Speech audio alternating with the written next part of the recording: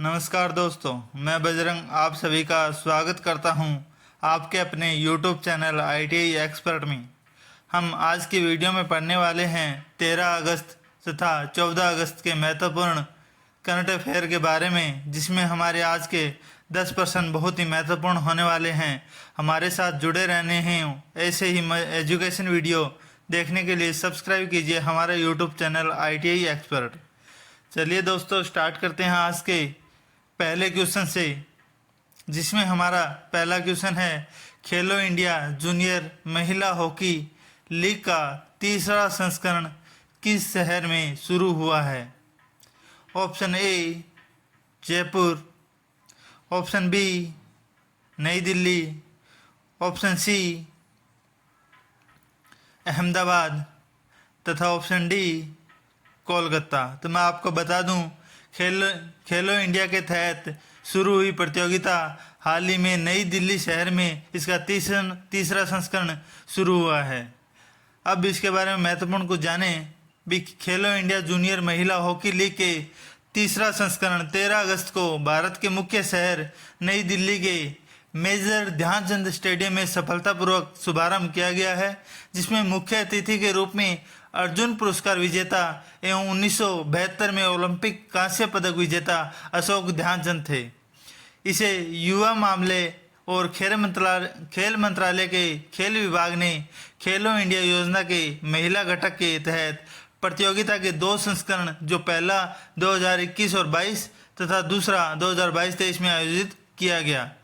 खेलो India के तहत महिला लीग में 250 से अधिक प्रतियोगिता हुई, जिसमें विभिन्न आयु समूहों में 23,000 से अधिक महिलाएं एथलीट ने भाग लिया। तो इसका सही आंसर हो जाएगा तीसरा संस्करण की शुरुआत नई दिल्ली में की गई है।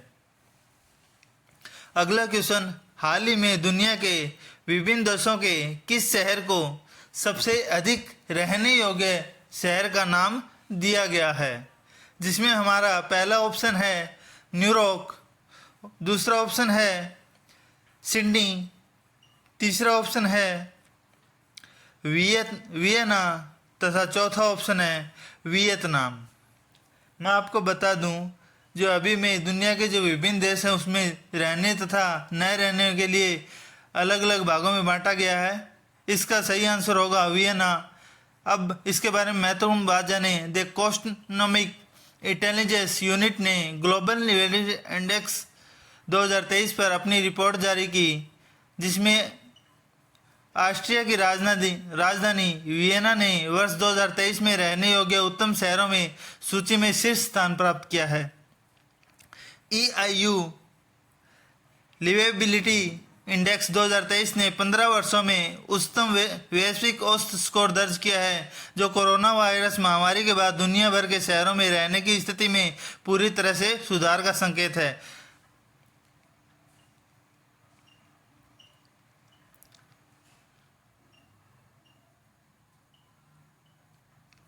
EIU के अनुसार दशमिक सीरिया की जो राजधानी है, दुनिया का सबसे कम रहने योग्य शहर, यह स्थान 10 वर्षों से भी अधिक समय से कायम है। एवं त्रिपोली, जो कि लीबिया देश की राजधानी है, वो 172वें स्थान पर है, जिसका स्कोर सीरिया के युद्धग्रस्त राजधानी में लगभग 10 अंक से अधिक है।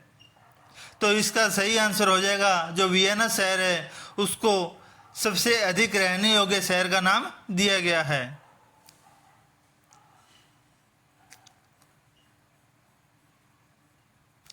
क्वेश्चन नंबर 3, विश्व अंगदान दिवस कब मनाया जाता है। ऑप्शन ए 5 अगस्त, ऑप्शन बी 11 अगस्त, ऑप्शन सी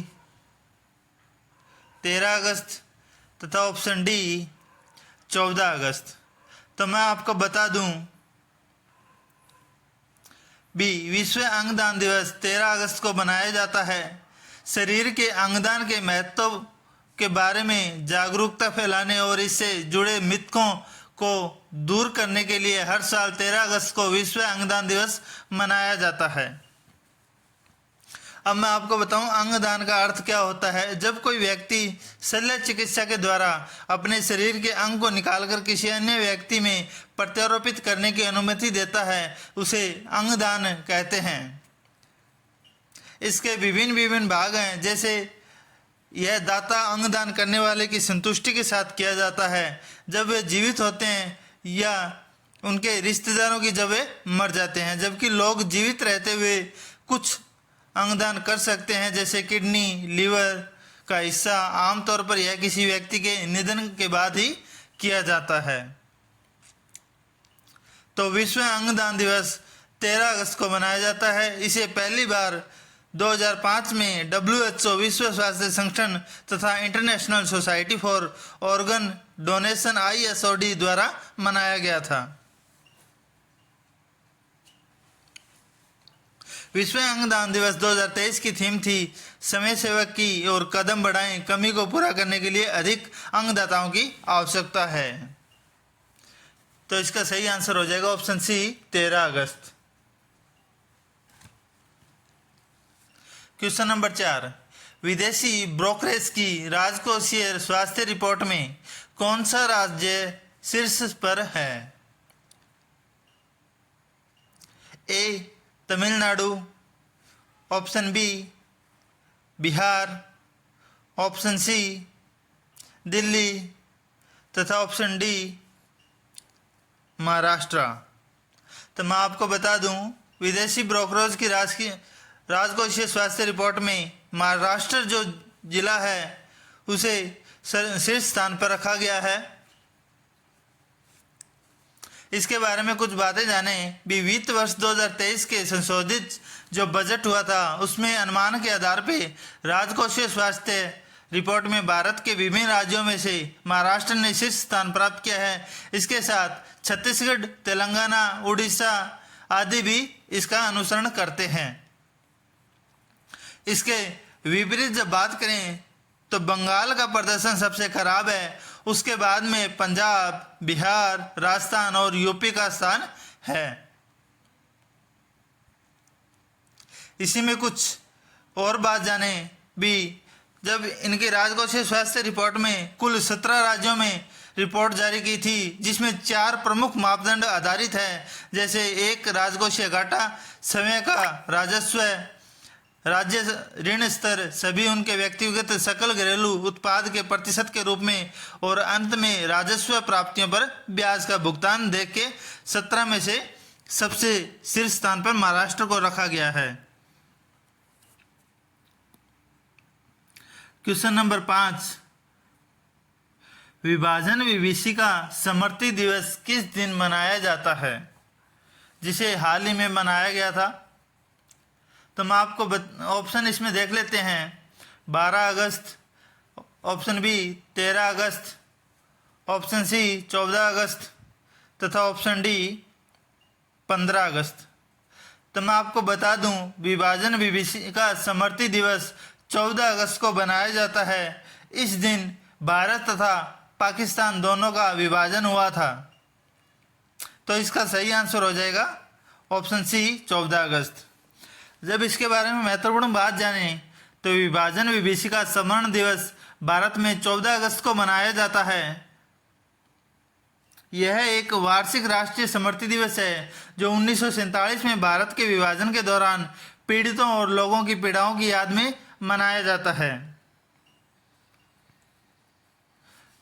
वहीं इस दिन भारत के प्रधानमंत्री नरेंद्र मोदी के द्वारा घोषणा के बाद इसे सबसे पहले 14 अगस्त 2021 को बनाया गया था। यह दिन भारत और पाकिस्तान के विभाजन के दौरान कई भारतीयों के कष्टों को याद करके बनाया जैसा है। विभाजन में कई परिवारों के विस्थापित हुए और कई लोग की जान भी चली गई थी, जिन्हें याद करके आज 14 अगस्त को विभाजन विभीषिका स्मृति दिवस के रूप में मनाया जाता है। इसका उद्देश्य भारतीयों को सामाजिक विभाजन, वैमनस्य को दूर करने और एकता के साथ सामाजिक सद्भाव और मानव सशक्तिकरण की भावना को मजबूत करने की आवश्यकता याद दिलाना है।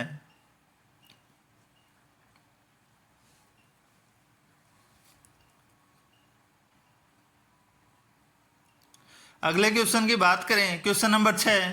अगस्त 2023 में एशियाई चैंपियनशिप ट्रॉफी जीतने के बाद FIH पुरुष हॉकी रैंकिंग में हॉकी इंडिया की रैंक क्या है? अभी जो हाल ही में ट्रॉफी चल रही थी हॉकी की, उसमें पुरुष टीम ने मलेशिया को हराकर फाइनल जीता है, जिसमें भारत की जो फाइनल जीतने के बाद FIH पुरुष हॉकी टीम की रैंकिंग हॉकी की इंडिया में 3rd स्थान पे है।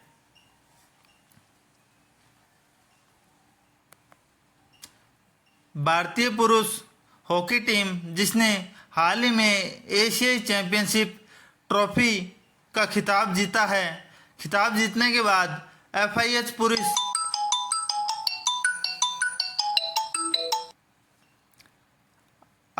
पुरुष हॉकी विश्व रैंकिंग में 3रे स्थान पर पहुंच गई है। चेन्नई में एशियन चैंपियनशिप ट्रॉफी के फाइनल में मलेशिया पर 4-3 की जीत के बाद भारत 2771.35 अंकों के साथ 3रे स्थान पर पहुंच गई है। भारत ने Asia cup 2022, Asian championship trophy 2021, FIH hockey pro league 2021-22 में भी 3रा स्थान हासिल किया है।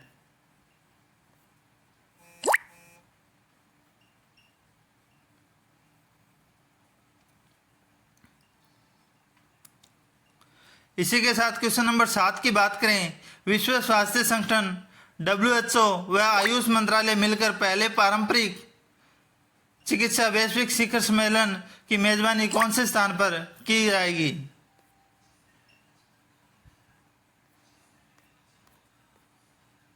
A Ahmedabad, B Surat, C Gandhinagar तथा D वडोदरा। इसका सही आंसर हो जाएगा C गांधीनगर। मैं आपको बता दूं, विश्व स्वास्थ्य संगठन WHO द्वारा आयोजित और आयुष मंत्रालय द्वारा सह मेजबानी में पारंपरिक चिकित्सा पर अपनी तरह का पहला वैश्विक शिखर सम्मेलन 17 से 18 अगस्त 2023 को गांधीनगर गुजरात में होने वाला है। इसके साथ में यह शिखर सम्मेलन देश के विशाल अनुभव और विशेषज्ञ को ध्यान में रखेगा। यह बहुप्रतीक्षित कार्यक्रम विशेषज्ञों और चिकित्सकों के लिए इस क्षेत्र में नवीनतम वैज्ञानिक प्रगति और साक्ष्य आधारित ज्ञान की गहराई से जानने के लिए एक मंच के रूप में काम करेगा, जिसका अंतिम लक्ष्य सभी के लिए स्वास्थ्य और कल्याण सुनिश्चित करना है। यह हाल ही में गुजरात में के स्थान गांधीनगर में होगा।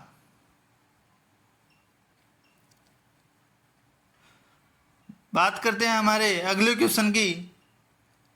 देश के सबसे बड़े IT हब जो कि प्रस्तावित या बनने वाला है का स्थान कौन सा शहर होगा? अर्थात सबसे बड़ा IT हब जो बनने वाला है वह कौन से शहर में मनाया जाएगा? A Kolkata, B Lucknow, option C नई दिल्ली तथा option D Bangalore.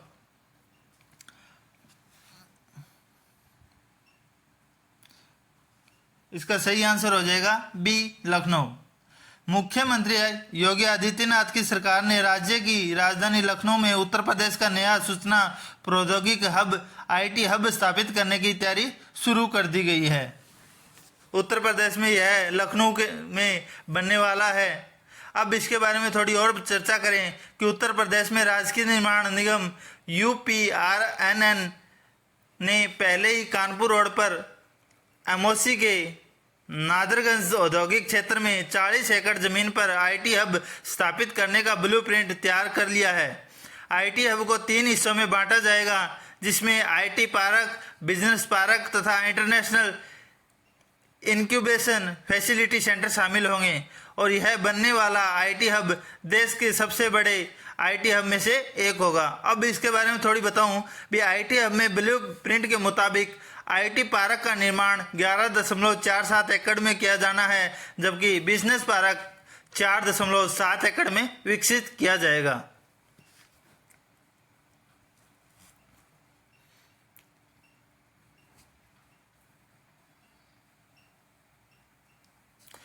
Question number 8 की बात करें, निम्नलिखित में से किस आईएएस अधिकारी ने अपनी पुस्तक कुछ अधूरे शब्द लॉन्च की है? Option A Ashok Mishra, option B Ashutosh Agnihotri, option C Roman Saini तथा ऑप्शन डी मनीष रंजन। तो मैं आपको बता दूं, कुछ अधूरे शब्द जो कि एक पुस्तक लॉन्च हुई है वह वर्तमान आईएएस अधिकारी आशुतोष अग्निहोत्री के द्वारा लिखी गई है। अब आशुतोष अग्निहोत्री के बारे में चर्चा करें तो इन्होंने अपनी किताब कुछ अधूरे शब्द हिंदी कविताओं का एक संग्रह है जो कि जीवन की सरल खुशियों का एक प्रमाण है। इनके द्वारा बहुत सी अनेक पुस्तकें लिखी गई है। साहित्य और लिखित शब्दों के प्रति उनके प्रेम ने उन्हें कई हिंदी और अंग्रेजी किताबें लिखने के लिए प्रेरित किया है, जैसे ओस की थपकी, स्पंदन, मेरी दीवार के रंग, एक जैसे ब्रश से नहीं, प्यार, जीवन और लालसा, मन की शांति आदि विचारों का एक संकलन भी शामिल है। इनके बारे में जो अभी इन्होंने जो पुस्तकें लिखी है उनके बारे में चर्चा करें तो आशुतोष अग्निहोत्री की नवीनतम जो पुस्तकें हैं वो सबसे नई कुछ अधूरे शब्द, the light of love and other stories और लुकिंग बियॉन्ड द स्काइज, अन्य बातों के अलावा सबसे जटिल मानवीय भावनाओं और अनुभवों का एक सुंदर गुलदस्ता जिन्हें लेखक ने कुशलतापूर्वक प्रस्तुत किया है। इन जादुई उत्कृष्ट कृतियों के द्वारा बनाई गई है। और आज के महत्वपूर्ण और लास्ट प्रश्न की बात करें तो हाल ही में किस राज्य ने हर घर तिरंगा अभियान शुरू किया है? Option A Gujarat, option B Mumbai, option C Uttar Pradesh तथा ऑप्शन डी मध्य प्रदेश। तो मैं आपको बता दूं, उत्तर प्रदेश राज्य ने हाल ही में हर घर तिरंगा अभियान की शुरुआत की है, जिसमें मुख्यमंत्री योगी आदित्यनाथ ने गोरखनाथ के मंदिर परिसर में राष्ट्रीय ध्वज फहराकर हर घर तिरंगा की शुरुआत कर दी गई है। इसे 13 अगस्त से 15 अगस्त तक मनाया जाएगा। गौरतलब की बात यह है कि उत्तर प्रदेश सरकार ने पिछले वर्ष में भी राज्य भर 4.5 करोड़ झंडे फहराकर एक महत्वपूर्ण उदाहरण स्थापित किया गया था। 13 अगस्त को हर घर तिरंगा अभियान के साथ साथ विभाजन दिवस यानी 14 अगस्त को प्रदेश के सभी जिलों में मौन जुलूस निकालकर भारत विभाजन की भयावह को याद किया जाएगा और उस दौरान हुई हिंसा के शिकार लोगों को श्रद्धांजलि दी जाएगी। तो आज के हमारे 10 महत्वपूर्ण पर्सन जो कि करंट अफेयर के समाप्त हुए। आज की हमारी क्लास यहीं पूरी होती है। अगर आपको मेरी वीडियो पसंद आई हो तो मेरी वीडियो को अपने दोस्तों के साथ शेयर करें, मेरी वीडियो को लाइक करें तथा मेरे चैनल को सब्सक्राइब करना न भूलें। आज के लिए इतना ही दोस्तों, धन्यवाद। मिलते हैं बहुत जल्द एक नई वीडियो के साथ।